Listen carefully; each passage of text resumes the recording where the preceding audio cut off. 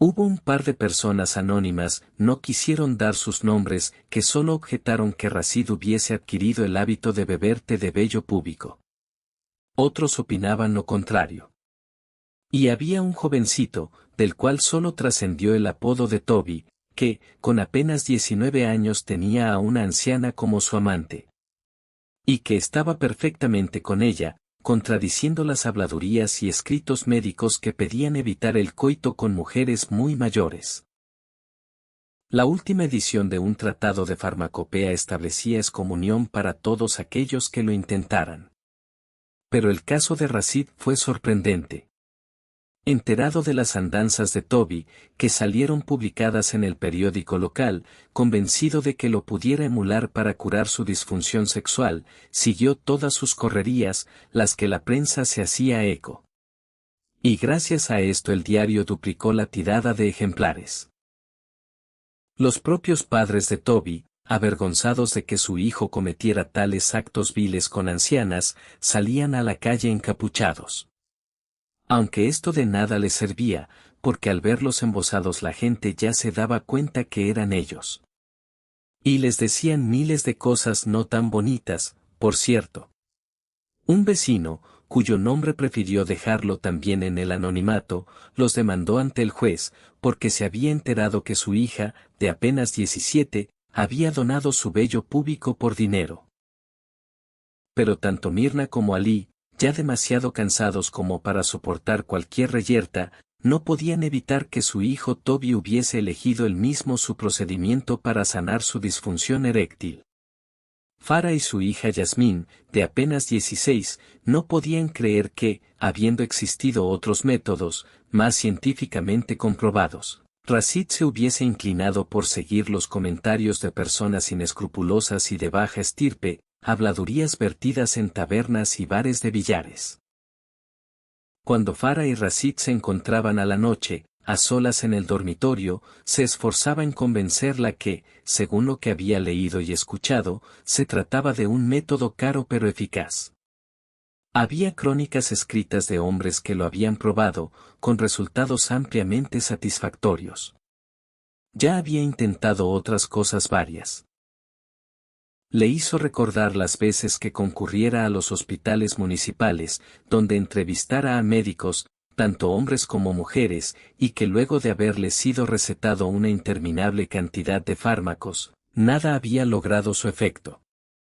Incluso Sara, una doctora que lo había atendido, y ante la confesión hecha por Rashid, de que su miembro no podía erguirse, ella le pidió que se desnudara y se acostara boca arriba, en la camilla.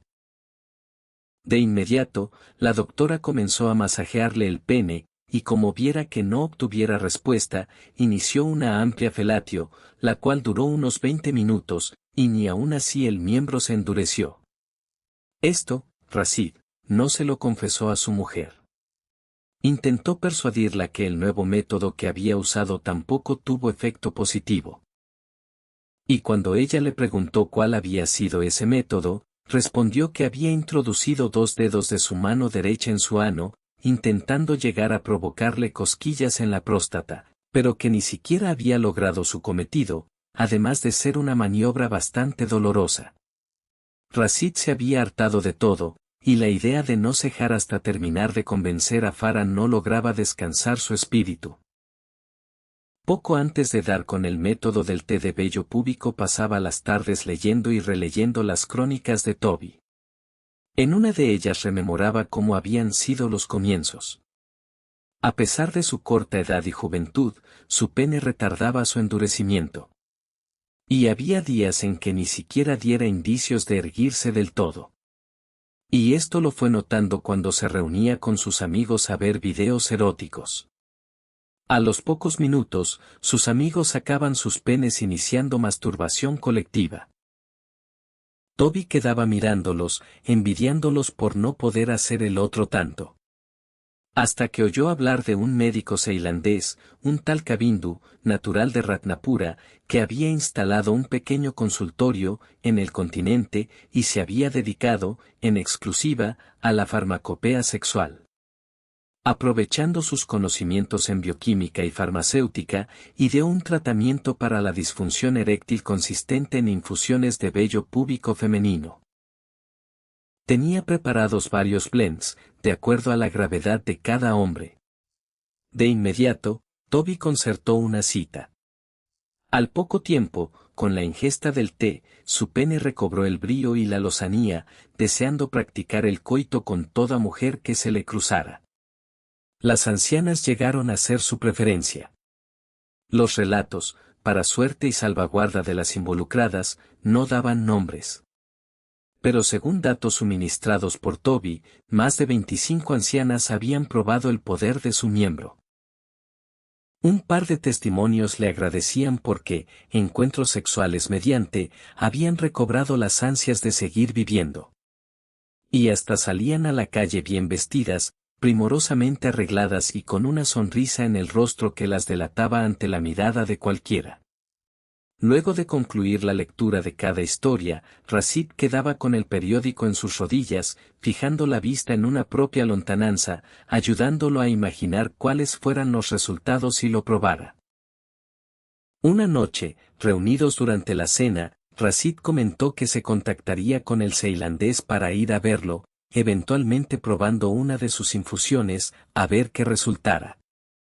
Tanto Farah como Yasmín, ahí presentes, intentaron convencerlo que no solo sería una pérdida de tiempo, sino también de dinero. Yasmín argumentó que pudiera existir otro modo, y que hablaría con sus compañeras de colegio, habiendo algunas más que otras compenetradas en temas sexuales. Rashid explicó que la decisión ya la había tomado, y que tenía fe en que los resultados fuesen satisfactorios. Al atardecer, a la vuelta del colegio, Yasmín llevaba algunas ideas que le habían transmitido sus compañeras. Al llegar a casa, vio que su madre no se encontraba. Escuchó el agua correr en el baño, sabiendo que su padre estuviera tomando una ducha. Deseando ayudarlo a mitigar su problema, se desnudó por completo y entró. En principio, al ver a su hija en estado natural, Rashid no supo qué hacer, salvo cubrir su pene y testículos con sus manos. Pero al ver que ella reía, señalándolo, rió él también, quedando ambos conversando desnudos, por un rato.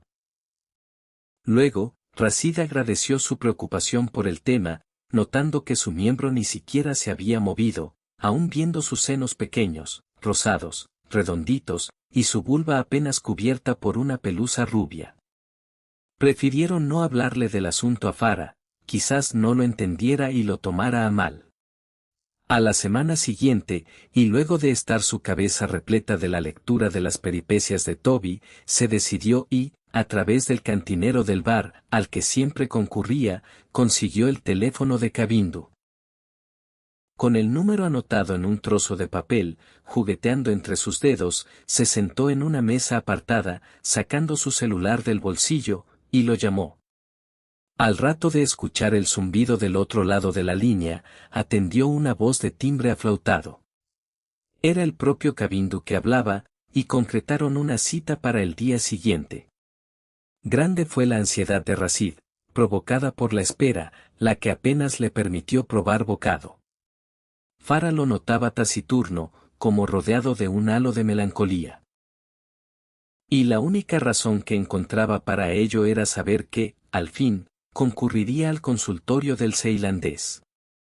Yasmín lo observaba, pero con miradas fugaces, o de reojo, sabiendo que no pudiera delatar la escena del baño, y que hubiera sido del agrado de ambos. En un barrio céntrico se encontraba el consultorio. Ni bien tocó a la puerta abrió un hombre alto, de cabello negro, bien cortado, y de piel color canela. Vestía un guardapolvo de tela verde. Extendió su mano para saludarlo, y lo hizo pasar a una habitación amplia, donde había una mesa con un par de sillas. Las paredes estaban tapizadas con estanterías que contenían latas de distintos tamaños. En un rincón había una marmita sobre un anafe encendido. También se veían tazas y 2 teteras grandes.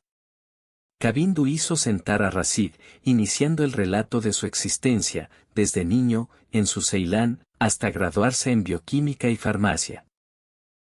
Luego, dedicándose por completo al estudio del té, y su variante con el empleo del vello púbico femenino. Había leído, investigado la obra completa de Luyú, sabio del siglo VIII, cuyo tratado acerca del té, en 3 volúmenes, había llegado a ser su Biblia personal. Al radicarse en el continente, continuó sus indagaciones volcándolas hacia el vello femenino, y los beneficios que pudiera acarrear su ingesta en forma de té. Tuvo resultados ampliamente satisfactorios en hombres que no podían tener relaciones sexuales dado que sus penes no reaccionaban ante caricia alguna.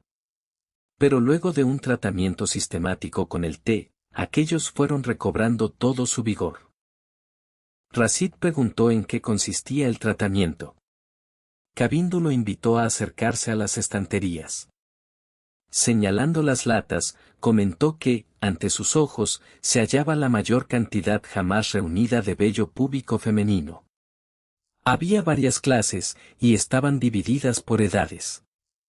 Había de los 13 a los 18 años y las que se pudieran considerar como de mujeres plenas, de los 25 a los 40. También había de mujeres mayores, pero la frescura y tonicidad de su vello se degradaba a medida que aumentaba la edad cronológica de la donante. De esta última etapa ya casi nadie solicitaba, siendo gran auge la de a partir de los 25. Luego lo llevó al sector donde estaban las marmitas al fuego. Chu Wei-fu, sabio chino de la antigüedad, amante del té, preparaba y hervía té 6 veces al día, a determinadas horas, desde el amanecer y hasta el crepúsculo. Tanto amaba su tetera que había solicitado que, al morir, fuese enterrado con ella. Kabindu tomó una de las teteras que estaba al costado, diciendo que esa era original de Wei Fu, y que la había conseguido en Saigan, en un remate. Rashid quedaba en silencio, escuchando y admirándose de todo. Luyu enumeraba varios instantes durante los cuales uno pudiera encontrar los motivos para tomar un buen té. Cuando uno estaba ocioso, por ejemplo. Cansado, luego de leer poesía. Cuando uno tuviera ideas confusas y perturbadas. Durante días claros o de suave brisa o contemplando chaparrones. Y, por supuesto, en el caso de los tés de vello púbico, cuando uno tuviera una disfunción sexual. Kabindu preparaba sus tés con exclusiva agua de manantial de montaña. Se la hacía traer, especialmente en barco, desde Ceilán, no aceptando imitaciones o que fuesen de otra comarca. El vello provenía de donantes, absolutamente gratis sucesión. Era necesario conservarlo en lugares frescos y secos, alejados de otras especias. Había que evitar que los pelos se tornasen amarillos o canos, siendo necesario, con frecuencia, abrir todas las latas, una por una, y airearlos. Los que no cumplieran los requisitos de lozanía o esbeltez, debían ser quitados y desechados. Una vez comprobada su salud, se sometían a una leve tostadura, sobre fuego mínimo, lo que debía ejecutarse al aire libre, siendo constantemente abanicado con láminas de bambú, para impedir que el vello se apelotonase o adhiriese los unos con los otros. Este proceso era lento, pero necesario, debiendo repetirse al pie de la letra. En el caso que estaba padeciendo Rashid, era aconsejable comenzar por una infusión de mujeres de 25 a 40 y que no pasara de una taza por día. El costo del tratamiento era por cada taza de té servido. Y cuando Rashid lo escuchó, fue necesario retener su respiración, alterada por la elevada suma. Sin embargo, pensó que valiera la pena, si diera completo resultado. Pagó por una taza quedando en espera de la preparación. Kabindu se subió a un banquito para alcanzar una de las latas de arriba. Al abrirla, Rashid vio que estaba llena hasta casi el tope de vello color castaño. Kabindu explicó que eran todos de mujeres de 28 a 30 años, y que sería ideal para iniciar el tratamiento. Puso una cucharada dentro de la tetera. Se veían magníficos.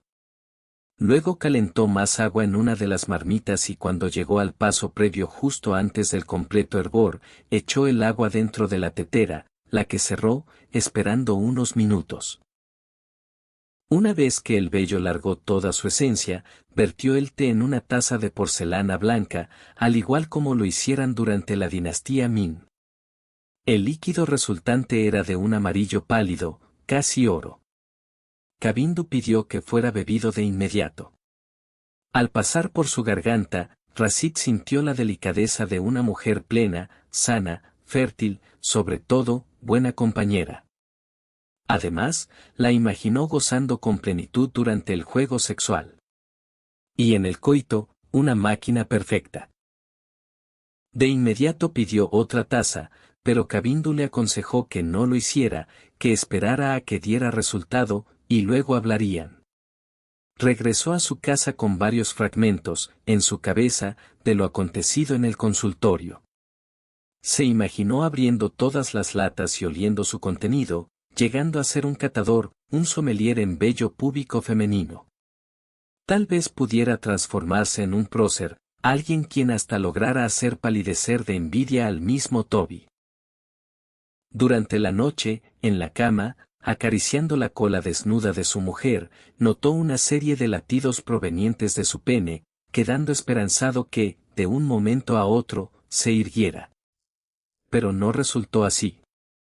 Al menos, ya había dado un buen paso, y había resultado mejor que antes, cuando nada sintiera. Durante la mañana le sucedió un hecho curioso.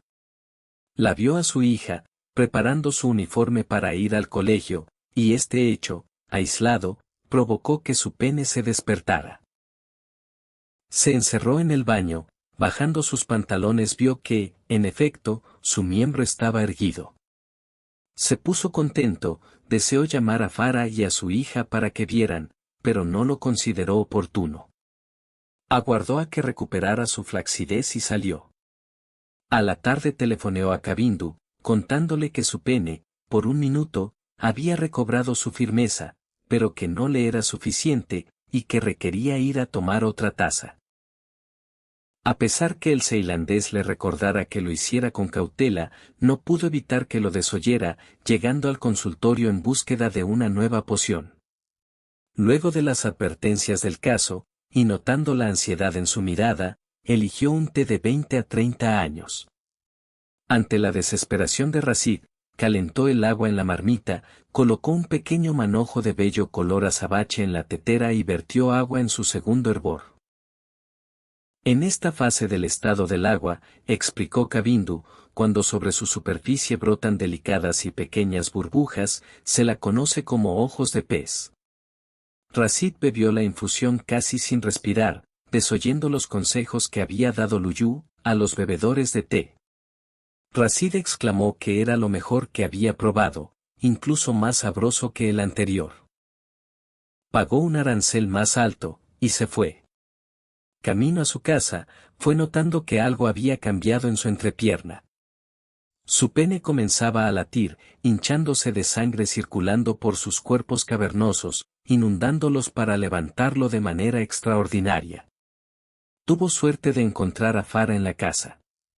La tomó del brazo, conduciéndola al dormitorio, y tuvieron sexo como nunca antes. Al llegar Yasmín del colegio, los encontró desnudos, aún en la cama, fatigados de tanta acción. Su padre aún tenía su pene erecto, cosa que alegró a Yasmín, aplaudiendo contenta. Esa noche, para festejar, Rashid no permitió que cocinaran, ordenaron que trajeran comida de un restaurante y celebraron abriendo una botella de champagne.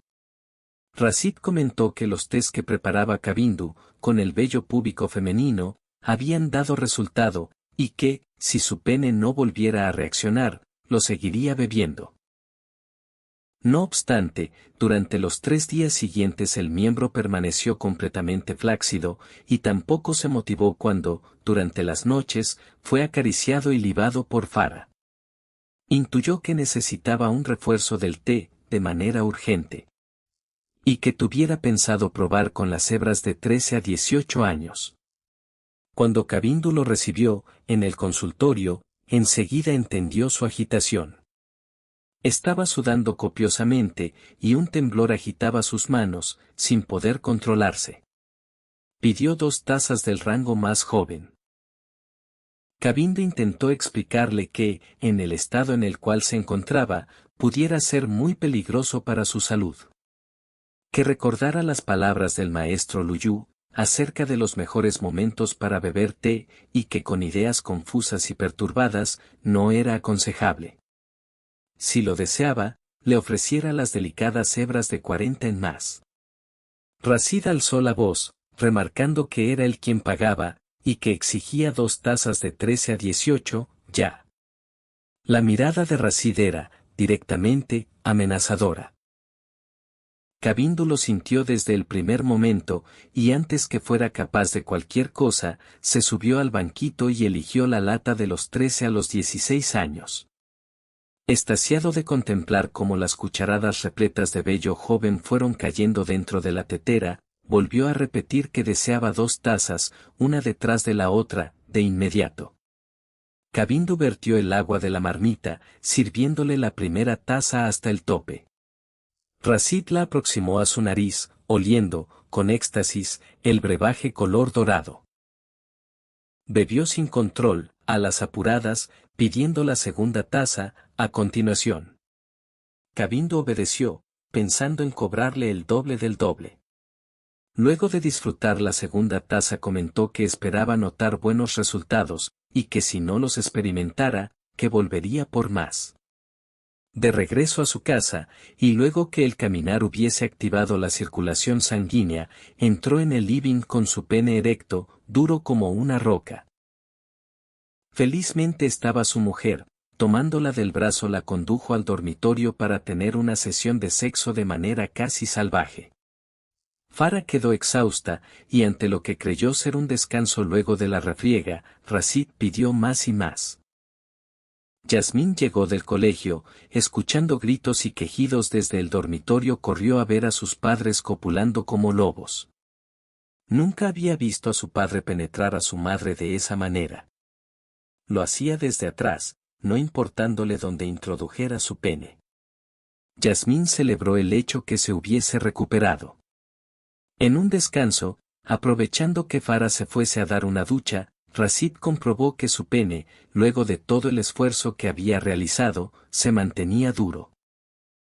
Lo acariciaba, sonriendo de satisfacción porque volvería a hacerlo en cuanto su mujer se lavara un poco. Ella se asomó a la puerta de la habitación, diciendo que iría a preparar algo para comer, luego continuarían. Rashid aprovechó para ir al baño. Tenía muchas ganas de orinar.